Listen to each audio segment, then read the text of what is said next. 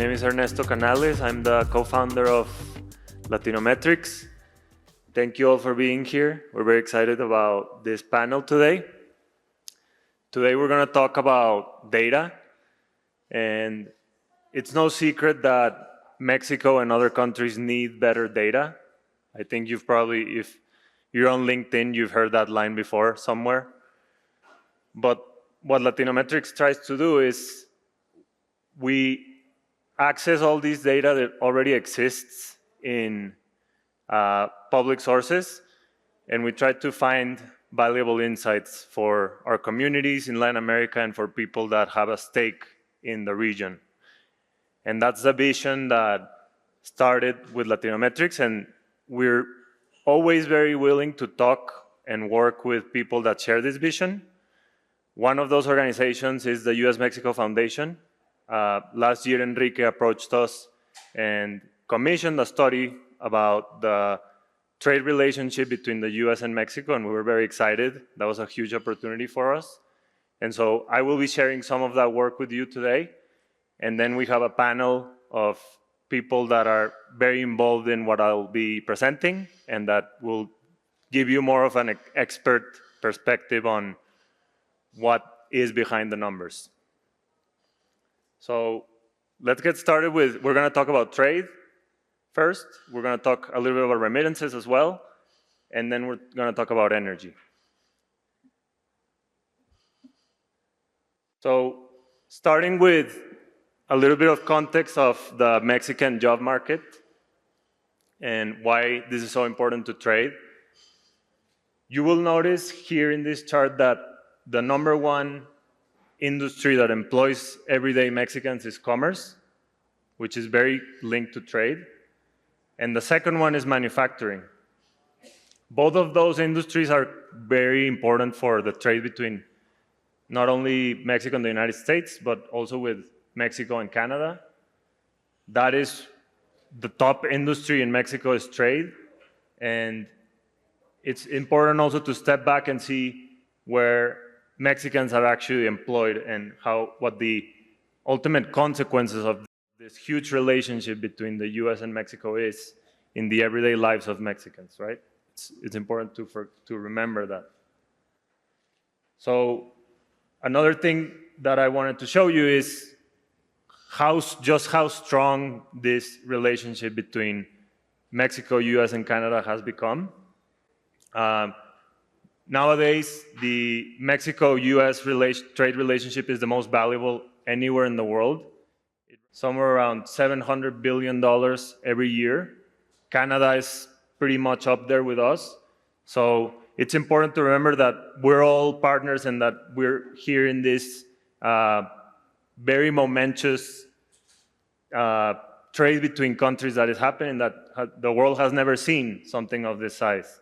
So it's important to remember just the magnitude and how impactful this can be to everywhere in the world.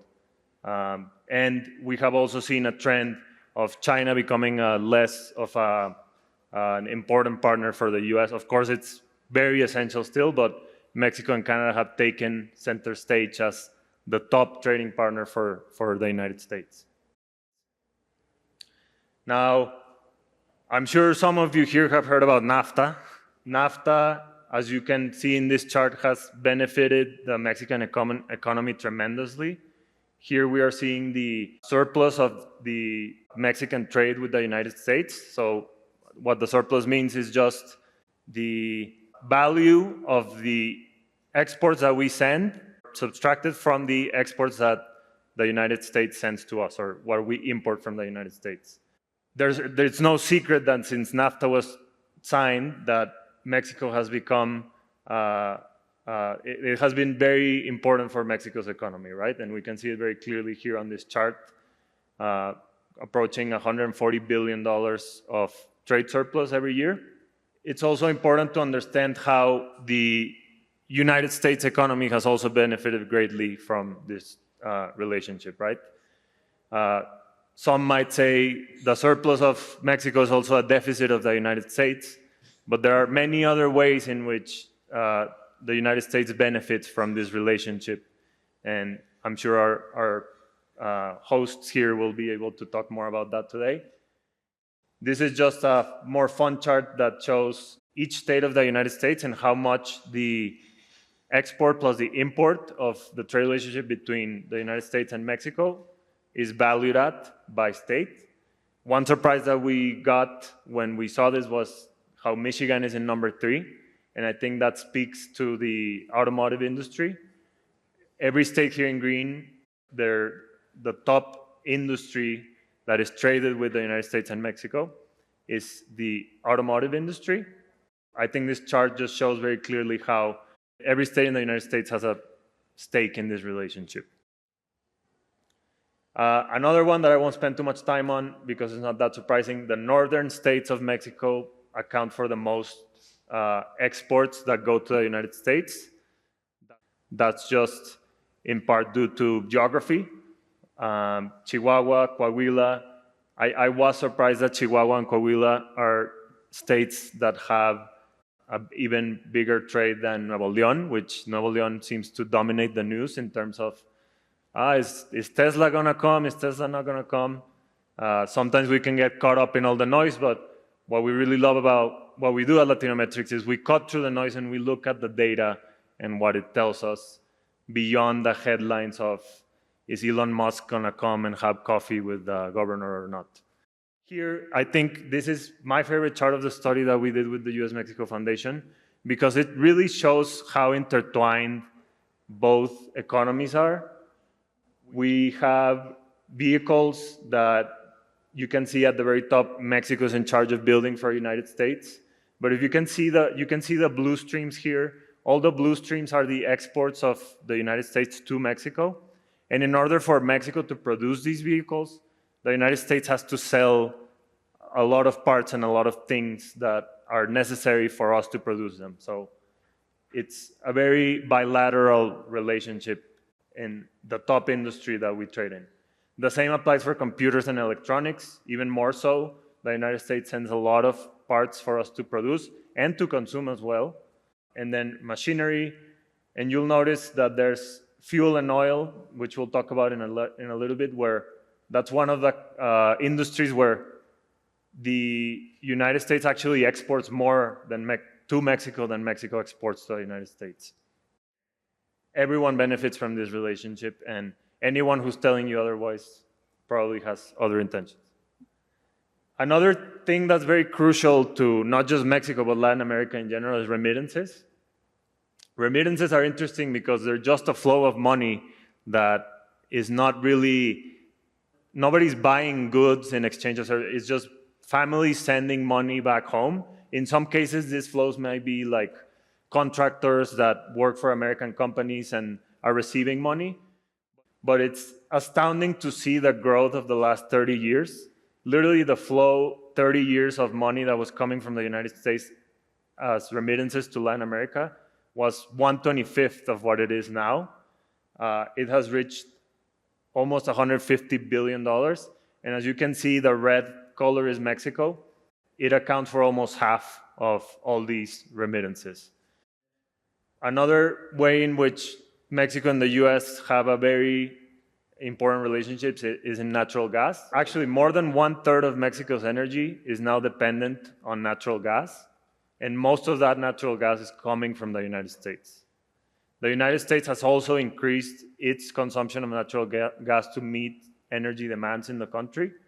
That obviously has huge implications for how we interact as countries. Just to give a little bit more context on this, Mexico is now the top importer of US natural gas, importing about almost $5.5 billion a year of just natural gas from the United States, and that makes Mexico the top buyer of this good. So I just threw a bunch of random charts at you.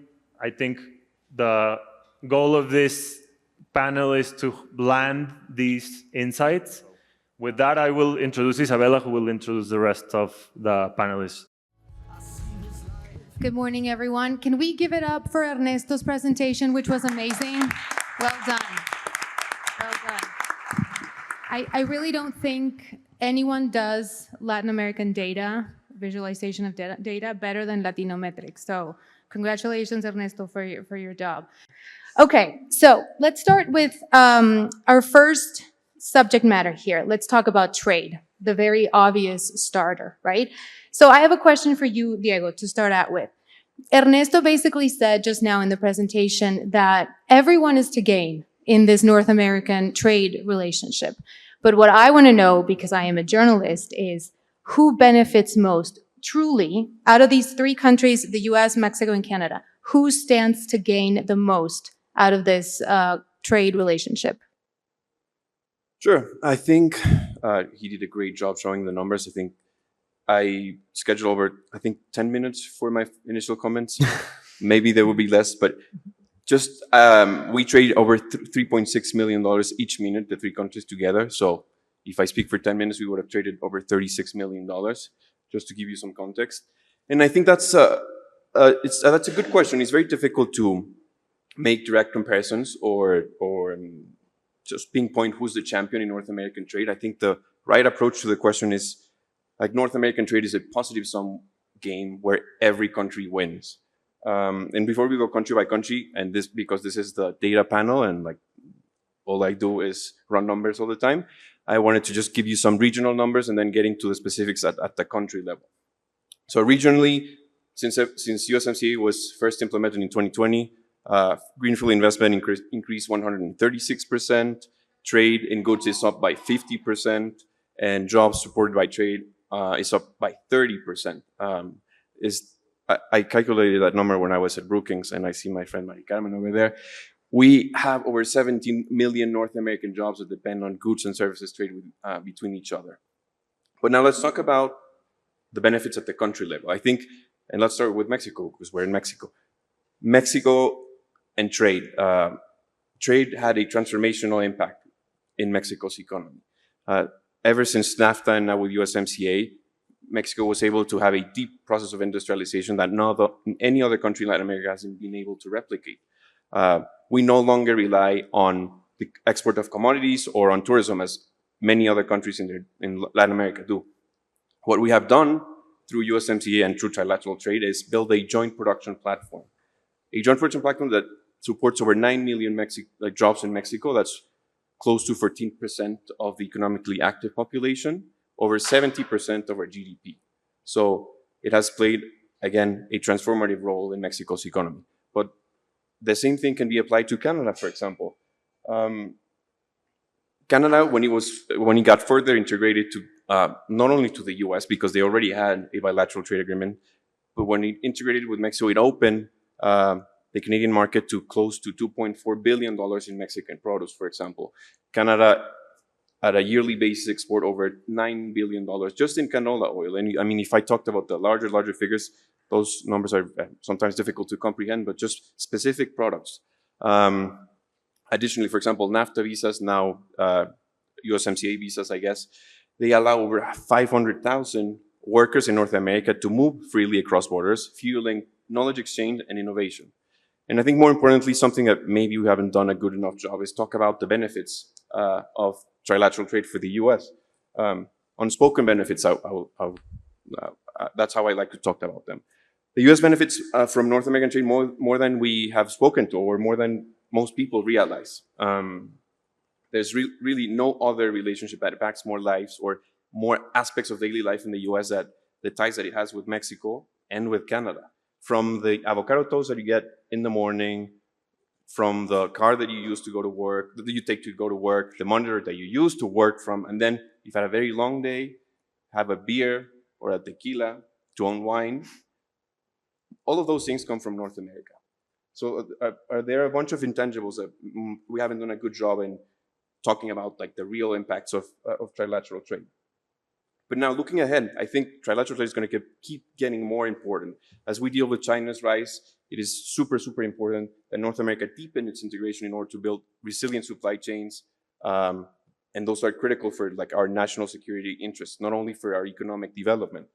It is pretty clear now that I think, at least from the US side, that the US needs Mexico's human capital. It needs Canada's like natural resources, for example, if it wants to build a robust semiconductor environment. or any other like high-tech industries. And lastly, I would like to say that like in order to remain competitive, we need to keep pushing with North American integration. We need to keep pushing with bilateral trade, given that it has helped us, number one, strengthen our supply chains, number two, has helped foster innovation, and number three, has helped invest in our share industries. It is not so much that we trade with each other, it's that we build things together. And that's something that like we have to take away and that we have to talk about more, especially now that the trade agreement is going to get reviewed pretty soon. Okay, Alejandro, I want to know if there is a place for cryptocurrencies in trade in North America. Thank you, Isabella. It's a very interesting question. I mean, right now, what's happening in the crypto ecosystem is we're starting to start to move away from this skepticism or speculation and start seeing these real use cases that are happening in Mexico and Latin America mainly, right? One of the main things we're seeing is not only, we're going to speak about remittances a little later on, but some of the stuff that are happening in countries where we operate, right? Mostly in Latin America, where people, it's not really of a speculating, it's getting away from their local currency. You know, countries and third world countries have problems sometimes with their currencies. You have them going to digital dollars and going back and forth. Those are a couple of the options that are working.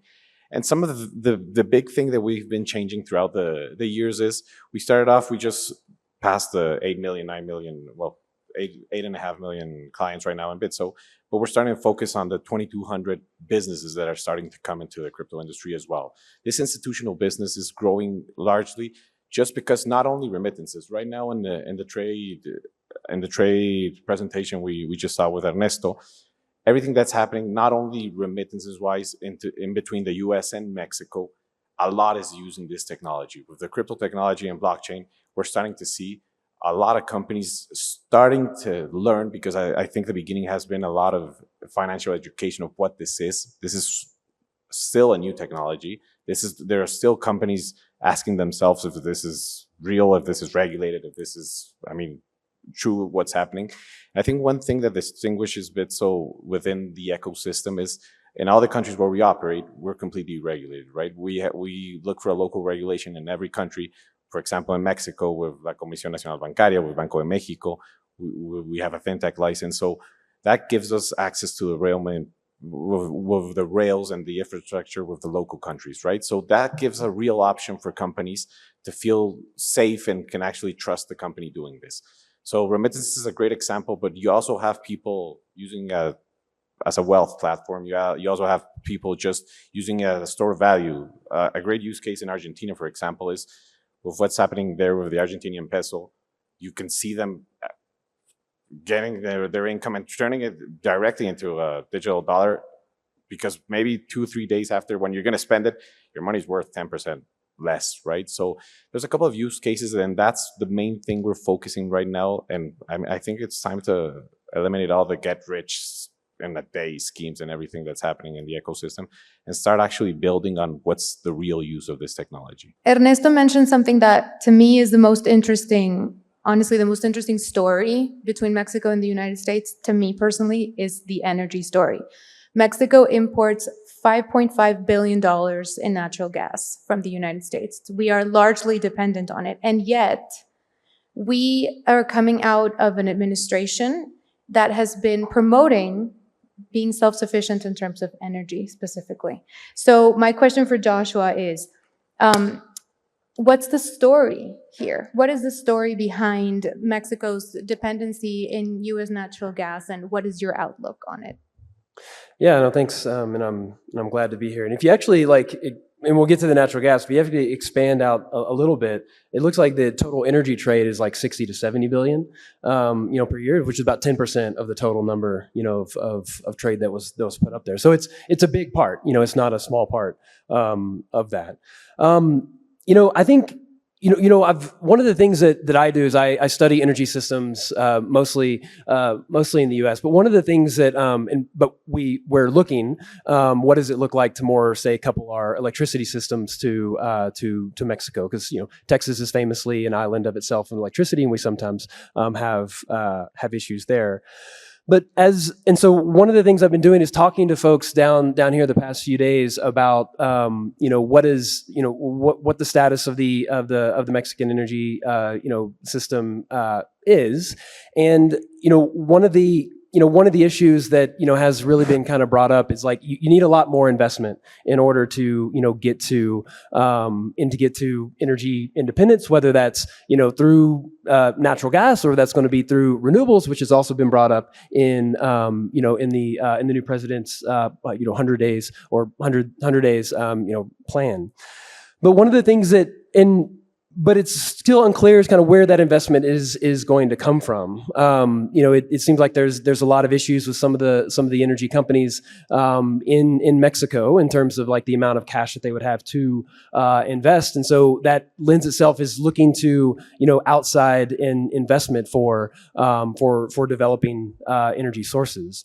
But one of the things about it is companies like regulatory certainty, and there's been unfortunately in the past time there hasn't been that much regulatory certainty here, and so when you talk to energy companies about coming to Mexico, it's just harder it's harder to do that when you don't know if your tens of billions of dollars of investment are going to be, what your return is going to be, what the regulatory policy is going to be like, not only today, but, in the near future. And so I think that's like one of the biggest ones is, what will be one of the hardest things about that will be that regulatory certainty. And if that doesn't materialize, it may mean, a more continued, import of, things like natural gas, which is about 60% of the Mexican electricity sector, which leaves you, subject to, price spikes and things like electricity whenever the price of natural gas, goes up, which can happen, which we've seen in the U.S. too. Well, our new president did say in her inaugural speech that she wanted to transition to renewable energy. So we'll see. Everyone's very excited about that possibility.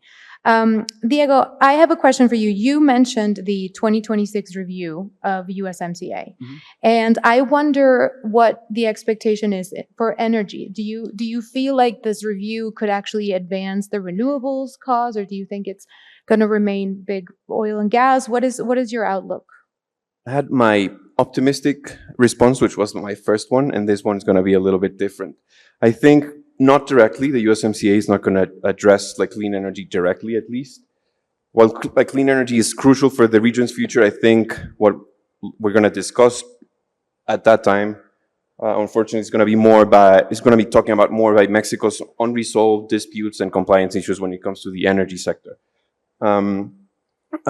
Politics aside, because we just elected a new president in Mexico, we're going to elect a new president in the US and potentially a new prime minister in Canada as well. So that could play out differently for the review.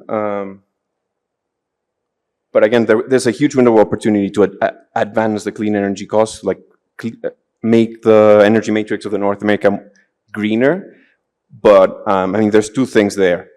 Number one, again, I expect the energy conversation to be more about, not about energy integration and the transition to renewables, and more about USMCA compliance issues. As we've all been seeing in the news, there's an energy reform being discussed in Congress at the moment that would give more power to Mexico's Electricity Commission and to Mexico's Pemex, state-owned petroleum company, the most indebted company in the world.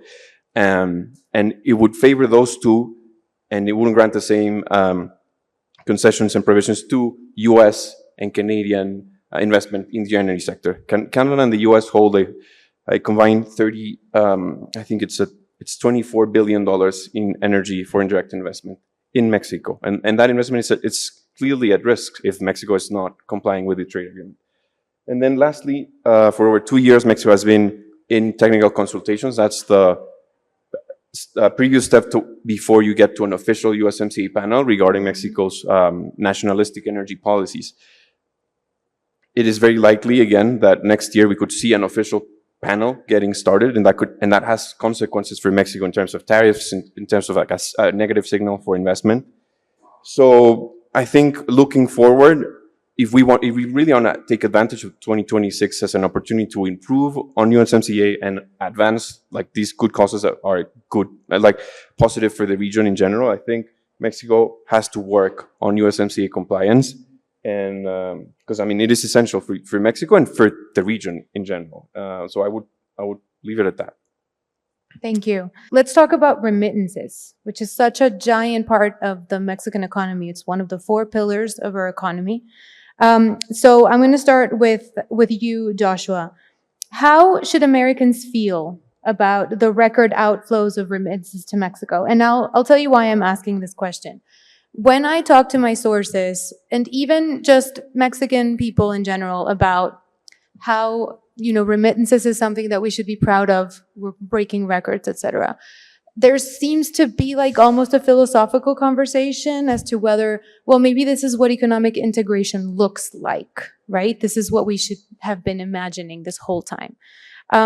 So I'm wondering, what do you think? How do you see this record outflow of remittances coming out of the U.S. into Mexico? Yeah, and this is I'll caveat this by getting outside of my normal bounds upon which, but I do have a personal story I'll share with it. So to be honest, like it is not something that's really brought up that much in the U.S. Like it is, if you ask the average person in the U.S. like what do remittances look like, they'd probably ask you what remittances were. To be honest, it is not something that we normally think about. It's not something that's really in the news cycle, and so you would get you ask the average American, you would get a very uneducated response. To be fair, that's many questions. You'd get an uneducated response, but we'll leave that one for there. But I personally do have a story with remittances. So my dad owned a sawmill in East Texas. So I'm from the eastern part of Texas. It's very different than what most people think of Texas. It's not desert. It's the biggest industry out there is forestry. And he had a small sawmill, and he employed about eight folks, and 7 or 8 of them were Mexican. And so I would see, how hard they would work, like in the summers, and when it's humid and there's sawdust flying everywhere, and it's manual labor and it's long hours. I would see how much they would work, and I knew how much they made, and I knew I eventually became understanding enough to know how much that they actually sent back. And so I actually got to see it from the other side of like the money flowing back. And for me personally, it really, it really developed a big sense of respect, because I knew how hard that work was, and how hot it was, and how much money they were not be able to keep with them, and how much money was flowing back. I don't know what it was 10 years ago, whenever that was the case, but I saw it, and it personally garnered up a lot of respect for how hard they work and how much money they would send back. Thank you for that. So my last question, Alejandro, is, you mentioned remittances actually earlier. This has been, I guess, one of the crypto promises that have kind of made it into the Latin American consciousness, is the promise that they can receive remittances lower cost, safer, faster, etc. But if you look at the numbers, which is what we're here to do, you see that hasn't really happened in Mexico. Mexicans are not really receiving their remittances through crypto in any large amounts or in any kind of fast-paced rise, I would say. So what's going on, and what is your outlook? Interesting question. Well, first of all, Bitso was born with this idea of helping fix the remittances issues Joshua was talking about, actually making it, fair for all the workers all over abroad and sending money to their countries. And I think one of the interesting things that people actually don't know is right now Bitso is processing 10% of the remittances from the US to Mexico. That's almost $6 billion of the $60 billion that are done annually. Why is it not more in the news? Because right now we're working practically as a technology behind the remittances, more of the infrastructure behind. And people don't actually know we're using crypto. People give the US dollars, they receive pesos in Mexico. They don't even know it went through crypto, it went through blockchain, it went through this ecosystem. And that's interesting because they don't have to know. It just has to work. It's a little bit like the internet. When it was born, people don't understand how the internet works. They just use it because they trust it. I think this is gonna happen similar with this ecosystem because it's starting to work. Unfortunately, because we're doing the middle end, right now the services, we're giving this benefits to the companies doing the remittances. So we're trying to work with them to actually transmit that benefit to the client. I mean, to the person sending the remittance, right? So the person sends the remittance in dollars. The company, the money transmitter, gathers $100, $200 million. They come up with us to Bitso with the Bitso business account. We send it to Mexico, and then we disperse it through the accounts. So right now, the service is to a company. We're starting to, we know that we give the big benefit to the company, so we're starting to do it individually as well with partners in the US, where there's a lot of companies that have been built around the Bitso ecosystem, where there's companies, for example, a big partner of us is Felix Pau. You have a WhatsApp, you can send a WhatsApp, they give you an account. I want to send $100, they give you an account, you send it, and they charge you $3. It's not a percentage, it's not a commission, it's not you get all those middle companies not involved. And that's where you start seeing the benefits. That's where we're going to start to actually making people see where crypto is useful, right? We had the opportunity, thanks to the North Capital Forum, to have lunch yesterday with the president of Guatemala. And thanks to Latinometrics that had the data, right? We were discussing the data before the presentation. We have $60 billion from the US to Mexico, and there's almost $20 billion from the US to Guatemala. So speaking with the president, there's a million things we can do as well. He invited us to maybe replicate the same system that's happening in the US and Mexico that is actually working. I mean, we have 10% of the remittances right now. Bitso was created 10 years ago. I think it would have been crazy to imagine having 10% of the remittances in 10 years. And the way this is growing, I think it's going to be, I mean, but as you said, if this is only going to work if people start seeing the benefits of this. We have to, unfortunately, with the government change that was in Mexico, we've been in talks with many of the new government officials that have also been here in the event, how to make this remittances thing work with the people directly, right? Because if the company is going to start just elevating their margins, I mean, it tells you that the technology is working, but we want to have it working for the people. Because, I mean, just a small example, when you send a remittance from the US, it could be like maybe 2 days to arrive, but they pay it instantly in Mexico. So this is working capital for companies that actually have to like type of loan the 2 days the money while it arrives in Mexico. With crypto, it's instantly. So it's a big win for the companies that actually have to stop using that working capital. So there's little things like that we have to transmit it to the people actually sending the money. And that's where we're going to start seeing the big benefits and have a social impact in Mexico and other countries where we operate. Thank you. Thank you so much to our lovely panelists. Thank you guys so much for your attention and your time, and enjoy the rest of the North Capital Forum. Thank you.